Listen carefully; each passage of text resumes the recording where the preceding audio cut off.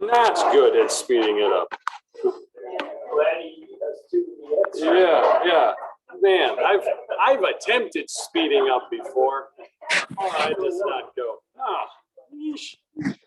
Whose idea was it to pack so much information into 66 books? Man.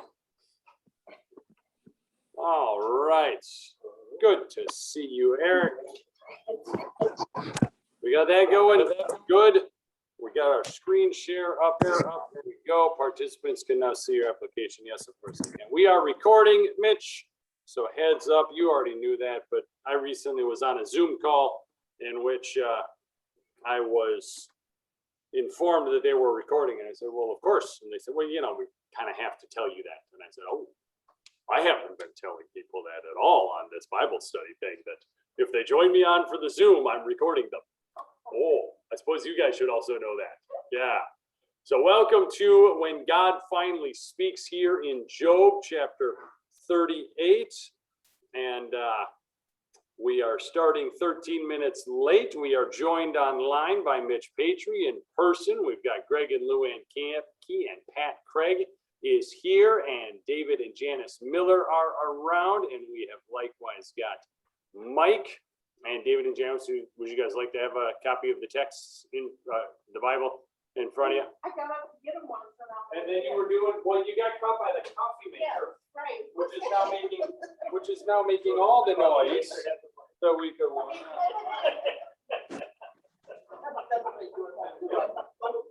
Yeah. You want to get it? One page long. So we'll start at Job 38, verse 1 is where we get going. There you go, dude. Just like your wife. I only see one page long. There we go. Okay. All right. So what we're going to do here today, I got a chat notification. Hey, and Julie is here with me. Thanks for that one, Mitch. Joined online by Mitch and Julie. Excellent. So we get into this section, chapters 38, 39, 40, and 41, God talking. As you see in the introduction, then the Lord answered Job out of the storm. For Patricia's sake, I've always thought that kind of seemed out of nowhere. What storm are we talking about? Turns out the previous chapters are just full of storm talk. So it kind of makes all the sense that, and then the Lord spoke out of the storm. So we get to this section of the book. God is going to speak, and then it is going to be the end of the book. Now, to speak a few things before we get into these chapters, and I'm hoping that these will be helpful as then we do hear from this. All through this book, when Job started to speak in chapter 3, all the way through when Job shut up in chapter 31, he had been demanding to finally hear from God. His request was that the Lord would tell him what he'd done wrong. Give me a hearing. Show me what the charge is and why this punishment has come upon me. All right? When God speaks for 4 chapters, he never does. Job had been asking for it from chapter 3 to chapter 31, whenever it was his turn to talk. And at no point in the 4 chapters when God speaks, does God say, Job, this is what you did wrong. Now, Job never tells him what he did wrong, or God never tells Job what he did wrong. God also never tells Job, you're right.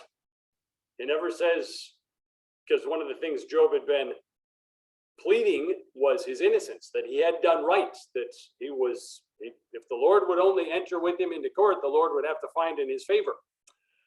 Well, God doesn't say that either in the 4 chapters in which he is speaking.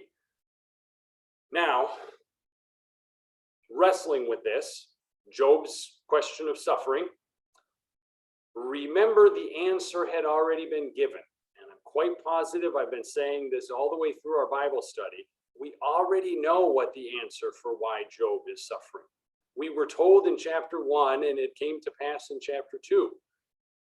God gave Satan authority to torment Job.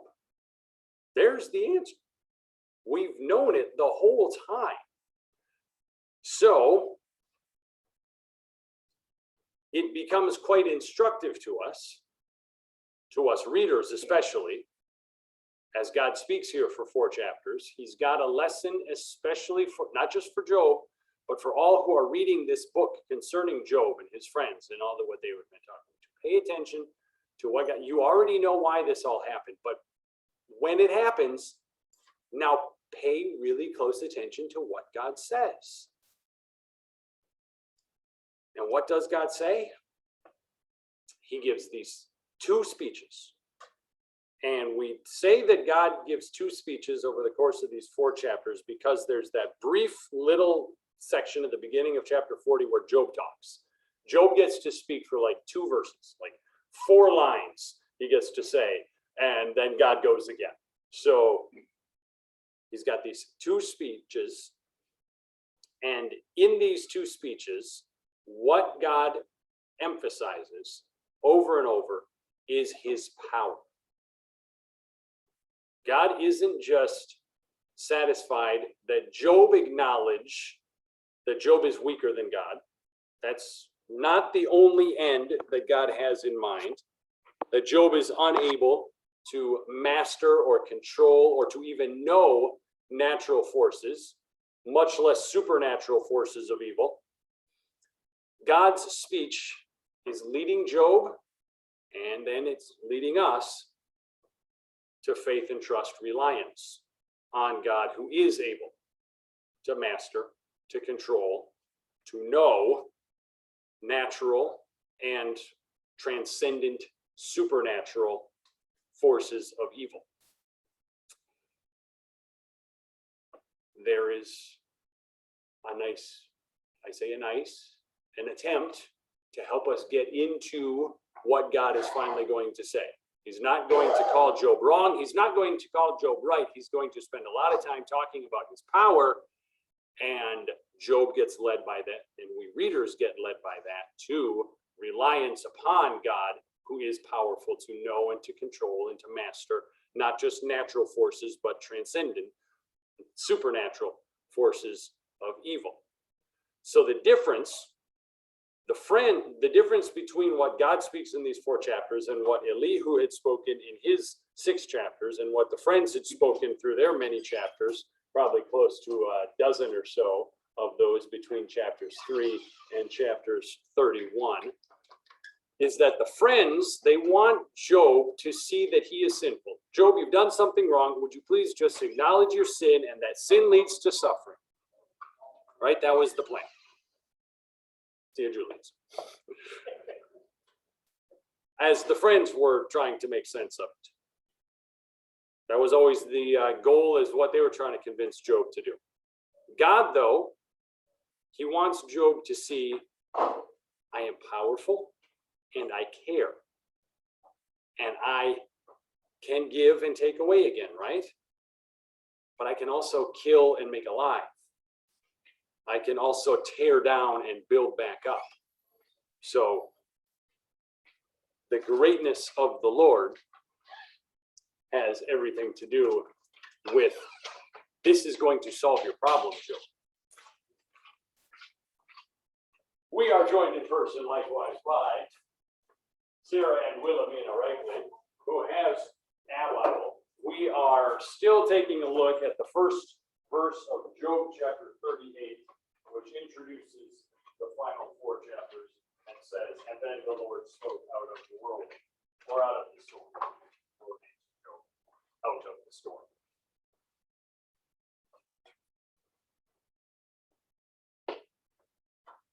Okay. We all right with and this overview that we've got? We good with this overview that we got of chapters 38 through 41? The Lord's power is about to be on display. It's different from the friends' speeches. The friends wanted Job to acknowledge his sin, but God, in speaking his power to Job, is leading Job, and thus we who are reading along with, okay, if anyone's going to solve the problem of suffering, it's going to be God, because he is the one who is able. He is powerful to do so. Okay.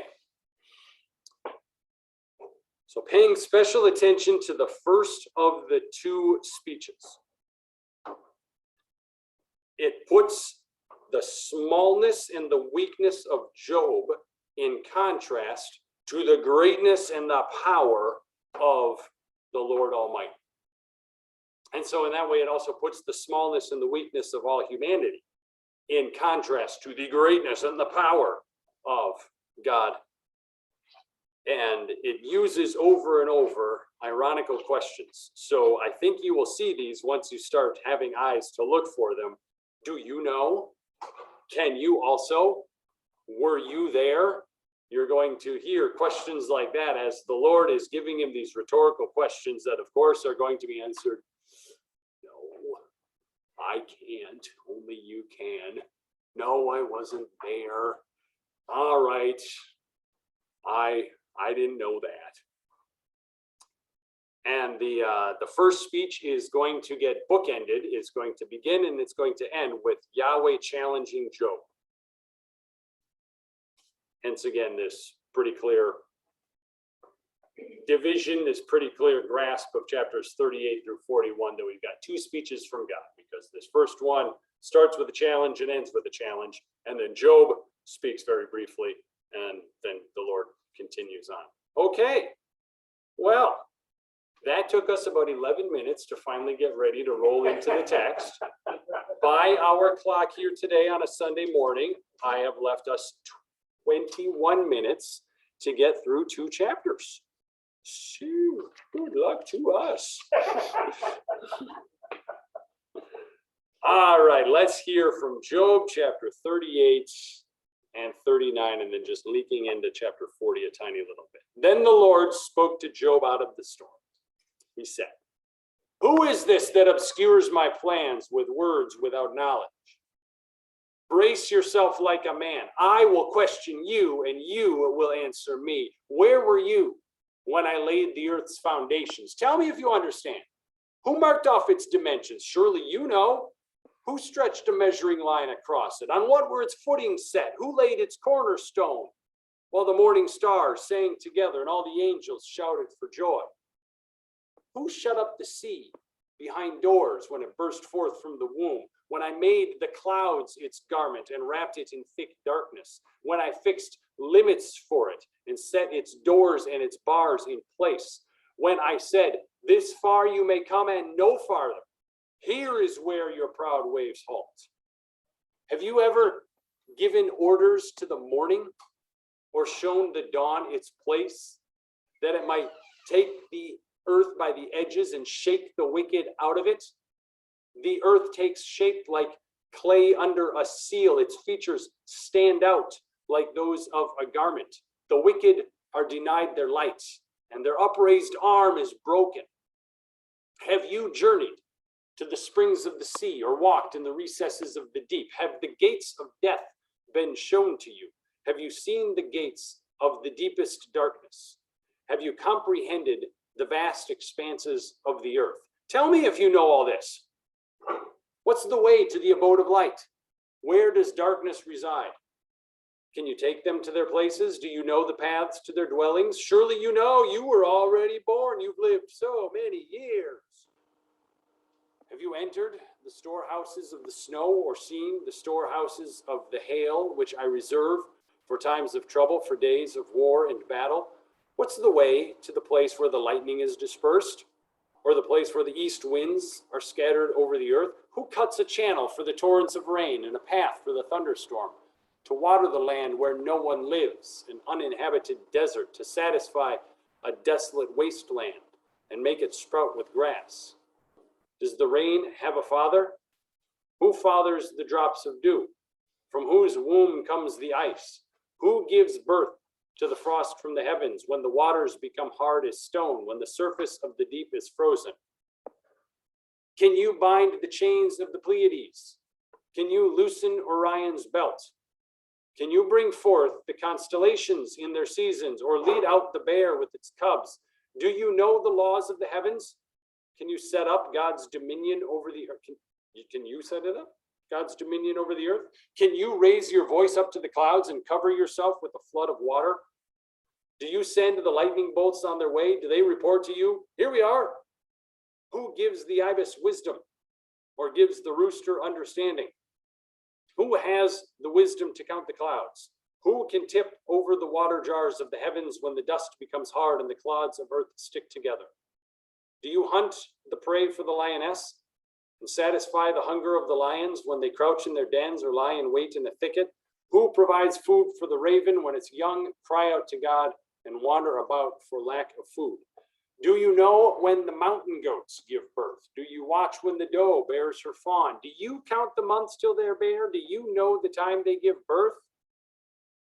They crouch down and bring forth their young. Their labor pains are ended, and their young thrive and grow strong in the wilds, and they leave and do not return. Who let the wild donkey go free? Who untied its ropes? I gave it to the wasteland as its home, the salt flats as its habitat. It laughs at the commotion in town. It does not hear a driver's shout. It ranges the hills for its pasture and searches for any green thing.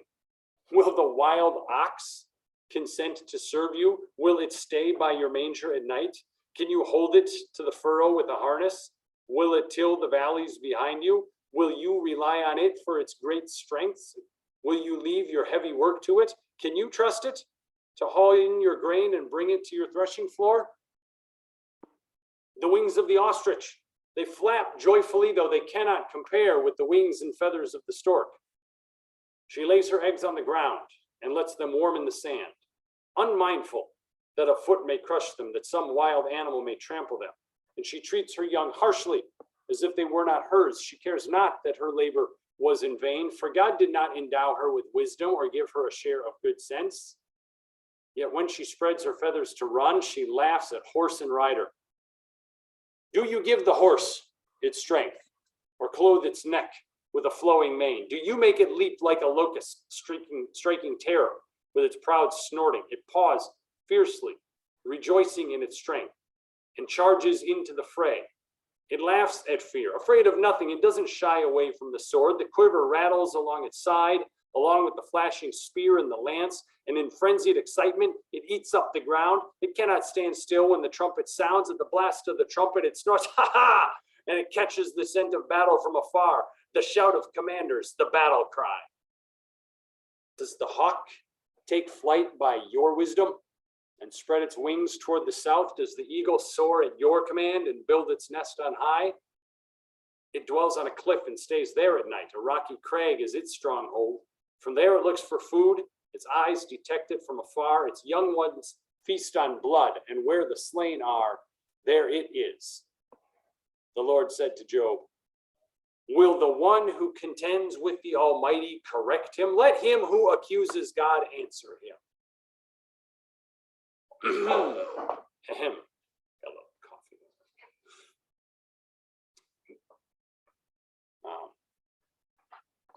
As per usual, I've got my comments prepared, but anything in there in particular you want to make sure that gets attended to, as the Lord has robustly challenged Job on many different points.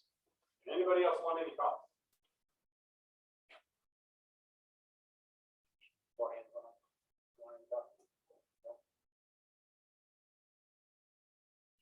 Well, now I'm a little afraid because we got nothing but the paper cups out.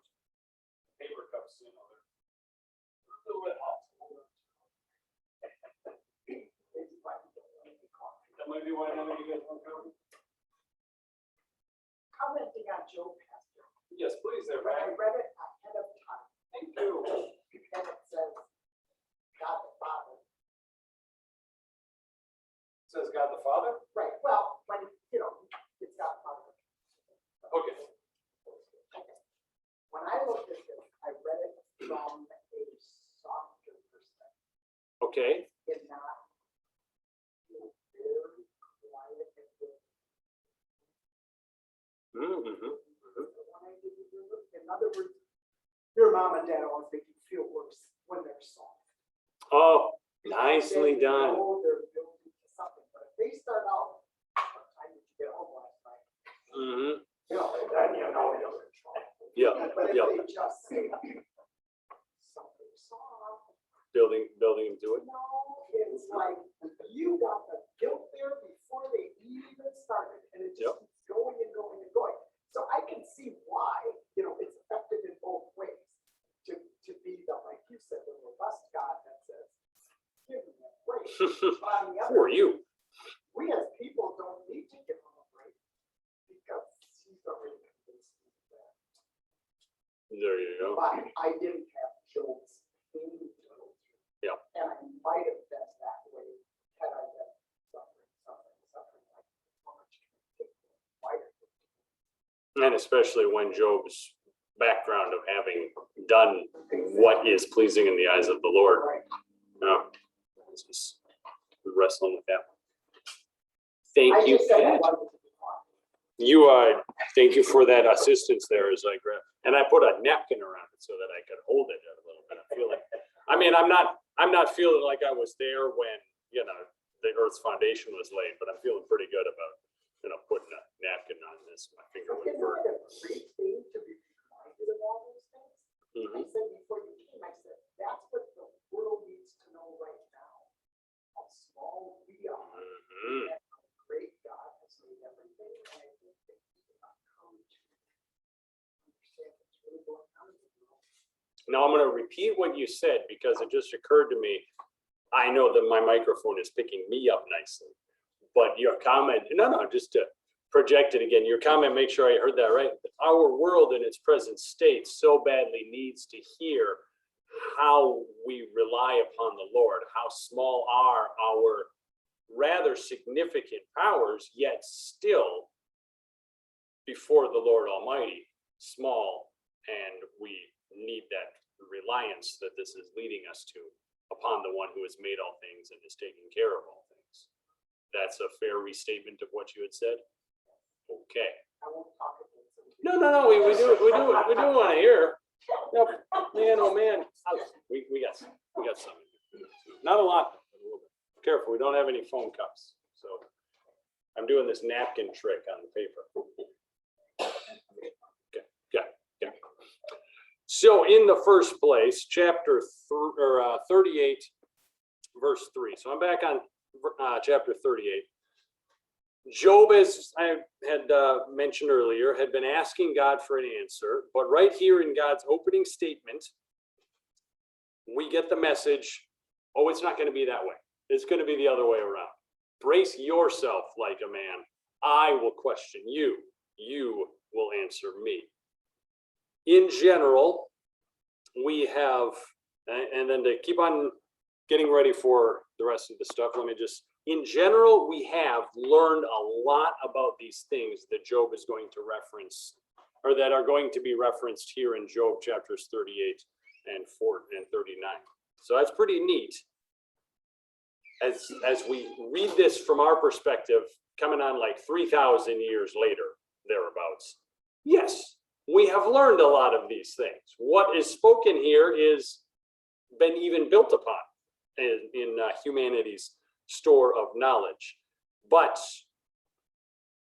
we still haven't figured out all there is to know. That much should be agreed upon. In verse 5, who marked off its dimensions? Surely you know. Who stretched a measuring line across it in reference to the earth? Well, we now know the dimensions of the earth. I did not bother Googling it to find out, but I feel like the number is 27,000 in circumference of miles, right? I mean, I don't know. I could be wrong about that, but sounds like a not random number that you just pulled out of the air. Yeah. My daughter, who has had to learn such things in science class more recently, do you recall the circumference of the earth? Am I crazy for saying 27,000 seems that, yeah, she also gives the shrug. Maybe. Oh, yeah. We could. Oh, yeah. So we know its dimensions, but still, the wonder of the earth's suitability because of its dimensions astounds and amazes us. Especially as we become more and more aware of the unsuitability of other planets. Like Mars is roughly the same size, but given its position in the sun's orbit, given the positions on the ground there in Mars, you're like, okay, that life wouldn't work there. But here, look at this, pretty amazing how the suitability of it all comes together. So, its dimensions are known. Did you Google it? Yeah. Just under 25,000 miles. 24,900 and 24,901 around the equator. There we go. Okay, good then. I wasn't a full 3,000 off. Good stuff. Verse 6. On what were its footings set? Who laid its cornerstone? Well, now we have come to know, Earth is kind of floating in space, as it were. And now we know of gravitational forces of mass and how those kind of set masses like a planet in place. Pretty great. But the question of what is the universe founded upon? The gravitational the whole shooting match. What are its footings, as we understand footings and things that keep it in place? We still, if you will, haven't gotten to the bottom of it yet.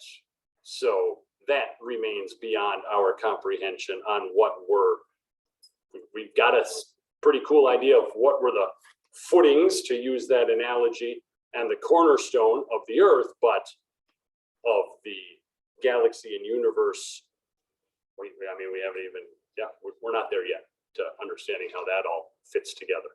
David. Something just so simple as yesterday, the fishermen were talking about North Dakota fishermen, wondering how different areas of the water raised way up. We had this big lake. Yep. And now it's receding. Yep.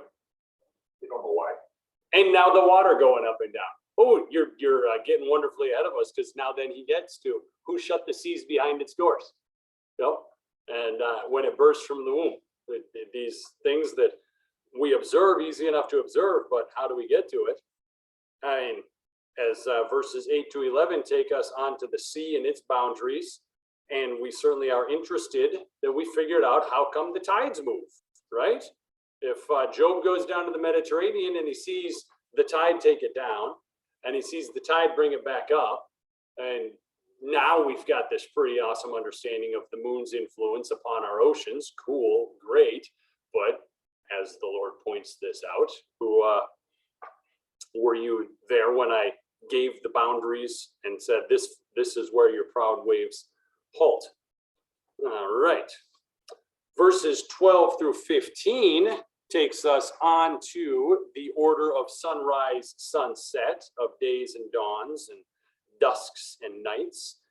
And it took until Copernicus, guys, to figure out that the Earth was moving around the sun, and that the rotation of the Earth is what caused the sunrise and sunset. And Copernicus was like 2,000 years after Job.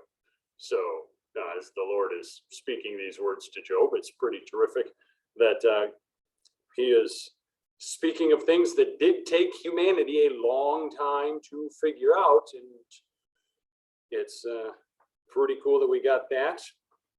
I do like how he says, verse 13, it might take the earth by the edges, that is the dawn, and shake the wicked out of it. And we get there, the light exposing what is there and stopping dark wickedness.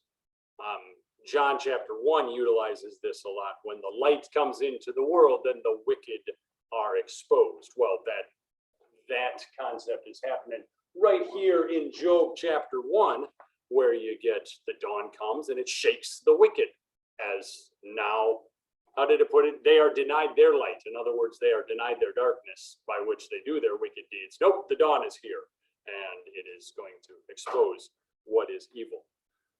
All right. Good to see you, Brian.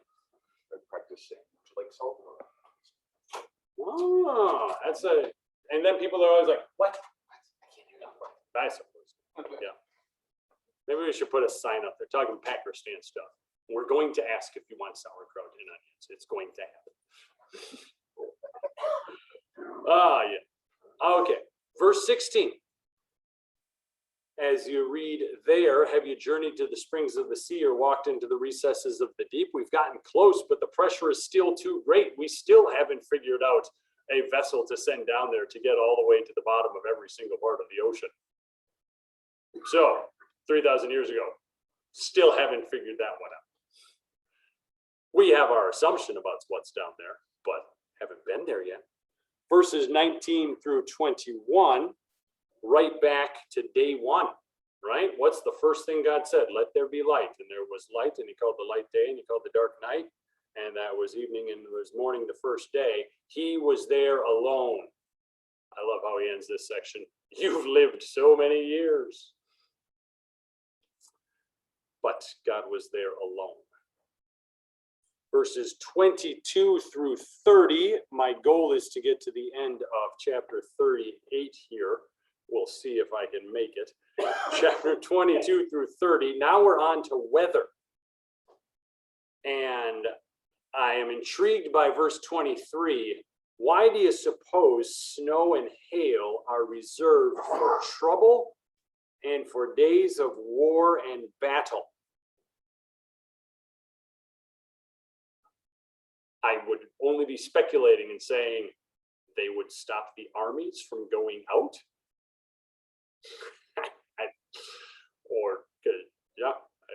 It's just an intriguing thing to hear about how the snow and the hail are stored up for trouble and days of war and battle. So there we go. But we don't know where they're kept. Furrowed brow, my dear.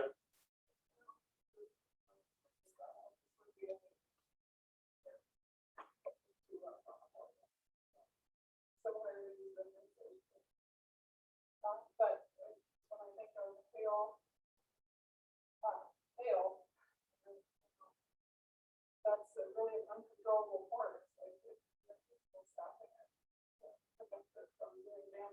Hail an unstoppable force. Just repeating for the recording.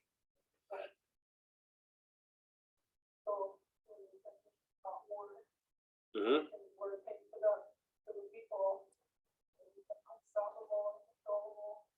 War, a very destructive, unstoppable, uncontrollable force. Because I got to say, we Northerners aren't so frightened of snow. Right. As opposed to hail. But hail. Snow, whatever, snow. Hail, trouble. And neat, I think, that the weather in uninhabited places gets pointed out. You know, weather happens there, whether you're paying attention to it or not. And this is happening for a place that doesn't even, I mean, in the sense of things, since nobody's there, doesn't kind of need it. Like no human's going to benefit by it in the grand interconnectedness of it. Yes, that weather is for the good of the whole planet, but, and including its inhabited places, but it's, in my mind, it's kind of the playing on that, what has become a proverb. If a tree falls in the woods and nobody's there to hear it, does it make a sound? Well, of course it does, because that's how physics work. All right. Yes. But, you know, does the, if rain falls in an uninhabited desert and it slurps it all up, did it ever fall? Well, of course it did. You might not have ever gotten to observe it, but there we go. And I have failed to get all the way through chapter 38 because it's just so fascinating, all of this stuff. And we, oh man, we left off right when he leaves the bounds of this planet and its gravitational field and lifts Job's eyes up heavenward and says, look, you have a hard time understanding the stuff going on here where you can actually smell and touch the stuff. You don't even know what's going on up there where all you can do is look at it and wonder. All right, so I will be doing drive-through communion. Yes, says Mitch, catching me just in time as the session is expiring. Thank you all very much for joining. We will not be meeting next week because during this time I will be eating pie and ice cream. So we have got that going on. Quite excited for it. but we will, the goal is that on the 22nd and then on the 29th, we will be able to wrap up Job. That's my plan. See how I got plans? Yes, indeed. All right, love you all. Bye-bye.